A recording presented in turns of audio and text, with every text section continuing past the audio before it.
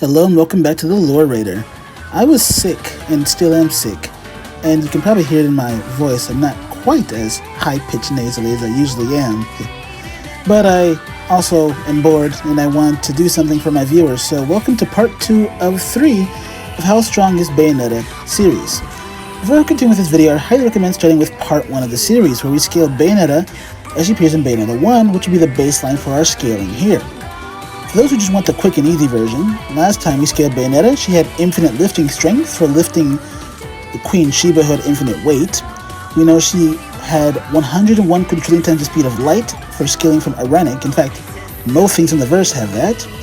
And finally, she's low multiversal in terms of her attack potency and durability for battling and trading hits with Jubileus, the creator. At least as of Bayonetta 1, so for further clarification, do check out that video. Finally, my good buddy Zeraton released a video exposing me for the madman I am in our Lost interview. He also has a series of questions he is challenging viewers to answer. Whoever gets it most correct gets a video from him that he'll write on, or you can suggest videos in the comments just below and he will make it in part of his videos. So go over there and show us some support, please. Without further ado, let's get into it.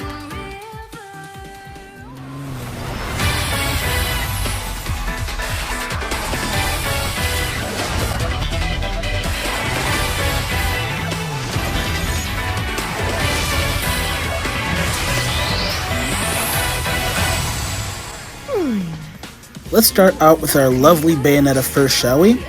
The question on everyone's lips is, has she gotten any stronger? Any faster? Any new abilities? Well, I'm pleased to say yes to all three, and let's start off with a discussion of her speed, as it has changed the most dramatically. In Bayonetta 2, we are introduced to the realm of Muspelheim, which is the realm that ignores conventional time and space, so that great warriors of histories can fight each other. What is important to us is that when entering Muspelheim, Bayonetta, along with characters that scale to her like Baldur and Rosa, is able to run backwards through time to reach this realm.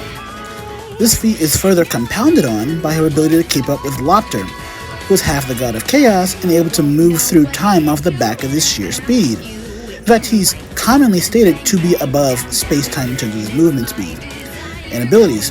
Both of these feats are immeasurable, as running back and forward through time is impossible to gauge, and it is superior to infinite speed, for example, meaning our girl Bayonetta is faster than the likes of peak Doomslayer, who is argued to be infinite speed. So, good job, Bayonetta. But what about her feats of power? Did it get any higher? People are often concerned that because she lost the eyes of the world at the end of Bayonetta 2, she must have got weaker. But as we see in the final boss against Aesir, in which she didn't have her eyes, she's as strong as ever. You see, in Bayonetta 1, we see her fighting and defeating a weakened Jubileus, whilst in Bayonetta 2, she's fighting a full-power Aesir, so she's definitely not getting weaker. And this is further reinforced when she is still able, without the eye, to carry the weight and strain of an actual god in terms of summoning, as you can see.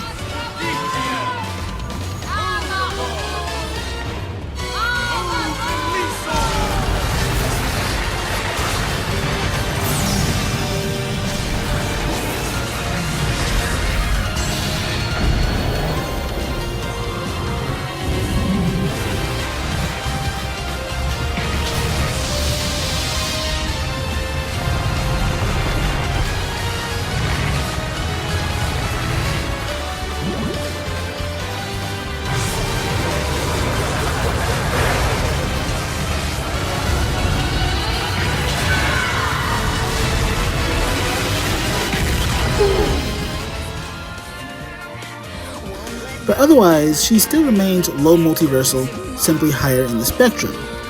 As we come to see, it is her hacks abilities that have improved the most in the games.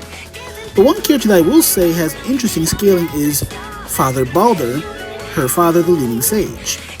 Given he is only slightly weaker than Bayonetta 2 Bayonetta as a younger version himself, it must mean the Father Baldur we fight in Bayonetta 1 is holding back immensely to allow himself to be beaten by the far weaker Bayonetta 1 Bayonetta. So just an interesting thought experiment there. The last character I wanted to note before moving on was Loki, the other half of the god of chaos. He is relative to Bayonetta, but clearly physically weaker than her, but the reason I bring him up is that he maintains the power of existence erasure. to the point he can erase concepts like the aforementioned eyes of the world pretty easily. Meaning, say it with me guys, if Goku tried to use Super Saiyan against Bayonetta, or in this case, Loki, this would happen.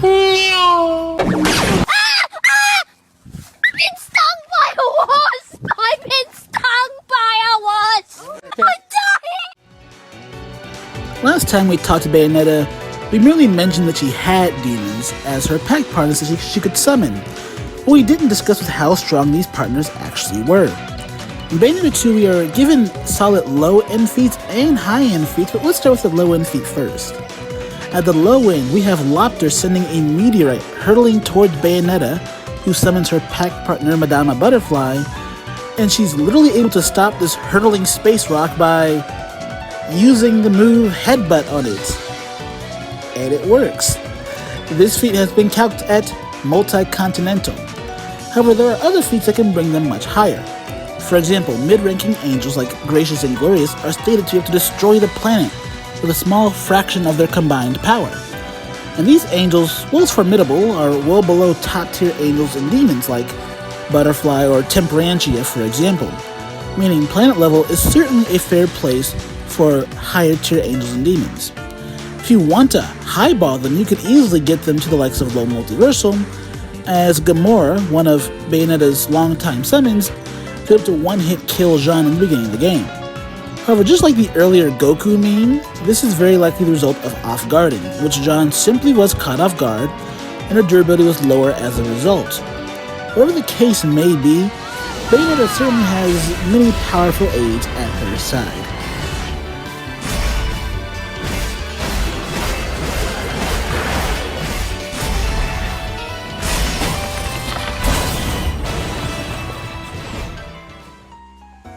To round out this video, let's discuss the new abilities that Bayonetta has obtained. First, although she's always had the left eye of darkness, she now has more access to it than ever before. This means she has access to abilities that Aesir once had, like conceptual manipulation, as the eyes created human free will, creation, clairvoyance, as she can now see the past, present, and future of anyone she sees, and she can see everything everywhere happening all at once. Like Lopter and Aesir, she should be able to create pocket dimensions, and reality warp, as whatever Aesir wanted became reality. And finally, precognition. If that wasn't impressive enough, she also has a myriad of other new abilities and hacks, and the most notable addition to her Umbran toolkit, in my opinion, would be her ability to turn into animals, like a snake underwater or a bird in the air, which makes her far more versatile in those environments. She can also sprout wings that allow her to fly freely when in battle. She also notably has her Umbran Climax, in which Bayonetta goes Super Saiyan and unleashes her full power, which enlarges her weapons tenfold and allows her to do much more damage. Finally, there is her weapon abilities. With Undyne, a two-phase weapon, she has control over fire and ice. With her poisonous bow Kafka, she can, you guessed it, poison her foes. With the whip Alruna, she can inflict her opponents with insanity.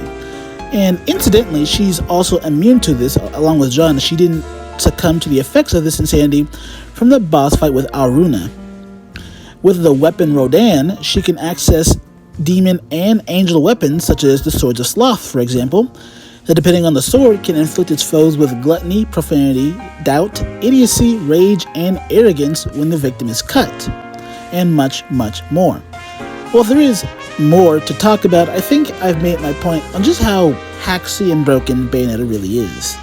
Hey, check this out. What are you buying? Heard that in a game once.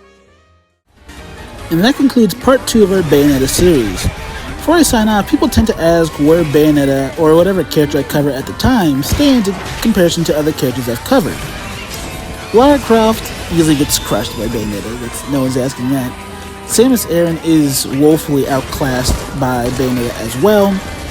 But Doomslayer is the real one that's interesting. Doomslayer is way stronger, more than enough to one-shot Bayonetta if he actually could hit her. But her immeasurable speed completely destroys his even infinite speed. To put it into perspective, he can move anywhere in his verse in an instant, like that. She can move anywhere and in any time in her verse in an instant, to help you understand how much faster that she is than him. And combined with all of her hacks from this game, the last game, he's kind of fucked. But yeah, stay tuned for part 3 where we'll be covering how strong Bayonetta is after the release of Bayonetta 3. So take care, guys, and be well.